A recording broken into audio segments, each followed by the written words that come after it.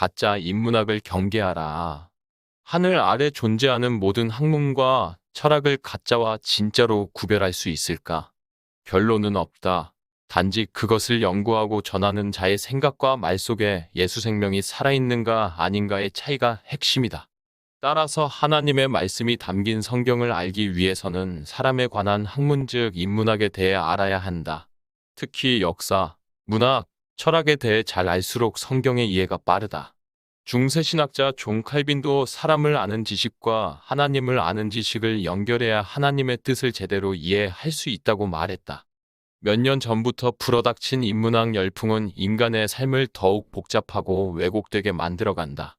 그런데도 인문학 강좌 프로의 방청객들로 넘쳐나고 박수 소리와 웃음소리도 크다. 강사의 이야기에 몰입하는 분위기가 예사롭지 않다. 오늘날 인문학이 현 시대의 최고의 처세술처럼 여겨진다. 마치 난세를 구하는 영웅이 출연한 것처럼 그런 분위기가 장래를 압도하고 있다. 인간들은 르네상스를 통해 마침내 신들의 소나기에서 벗어났으며 드디어 신을 능가하는 시대까지 왔다고 외친다. 인간 만능 시대에 인간만이 주인공이고 남에게 간섭받지 않고 충고도 받지 말고 기분 좋게 살아라. 이것이 인문학의 요체인가? 곡학 아세, 강사 자신의 몸값을 올리기 위해 진리를 호도한 모호한 태도가 관객들에게 아첨이 된다. 나 여호와가 말하였거니와 모여 나를 거역하는 이 악한 온 회중에게 내가 반드시 이같이 행하리니 그들이 이 광야에서 소멸되어 거기서 죽으리라. 민수기 14장 35절 말씀. 강사들은 하나님의 간섭 즉 성경에는 관심이 없다. 오직 세상에서 잘 먹고 잘 사는 인문학, 성공 또는 돈 버는 인문 철학 등에 관심이 집중하고 있다. 왜 사람들은 신의 지배를 회피할까?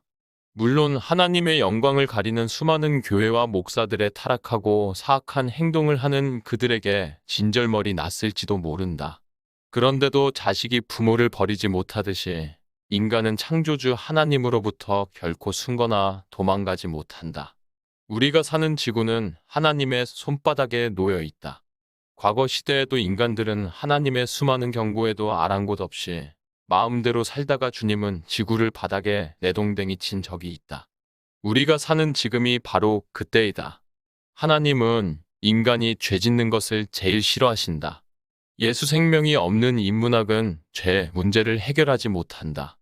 희대의 살인범들이 교도소에서 사형당하기 전에 눈물을 흘리면서 비로소 뜨거운 제대로 된 참회나 회개할 수 있는 것은 인문학이 아니라 그것은 성경 한 구절 때문이었다. 그들을 그 어떤 학문이나 인문학으로 절대 회개시킬 수 없다.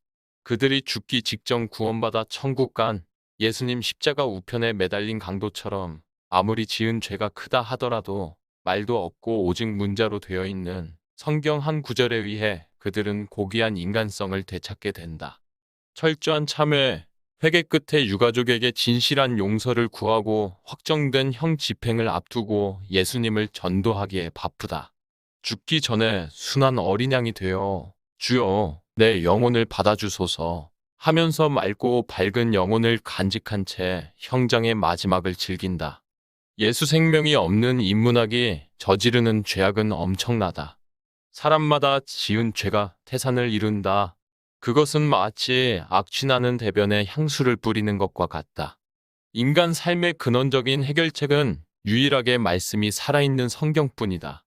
하나님의 말씀은 살아있고 활력이 있어 좌우의 날선 어떤 검보다도 예리하여 혼과 영과 및 관절과 골수를 찔러 쪼개기까지 하며 또 마음의 생각과 뜻을 판단하나니. 빌립보서 4장 12절 말씀. 동서고금을 통해 인문학에 기초한 신의 영역을 침범하는 인간이지를 극대화하여 정치도구로 이용한 결과 기독 국가를 제외한 대부분은 각 나라의 왕들과 대통령은 독재의 삶을 살다가 비참한 최후를 맞이했다. 악인들은 고전이나 철학 등에서 인간의 경계와 위법과 도덕의 경계를 교묘히 오가며 또 다른 범죄를 완성하는 결과를 얻게 된다. 히틀러를 보라. 자신의 위대함을 극대화하기 위해 2차 세계대전을 일으켰고 유대인 600만 명을 죽이는 희대의 괴물 통치자로 변질하였다. 즉 인간이 고안해낸 죄들은 인간 본성의 타락이 얼마나 심각한지를 보여준다. 인간의 썩어 없어질 장괴가 인문학, 철학 등을 통하여 합리화시켜 다양한 죄의 형태로 파생되는 것을 간과할 수 없다.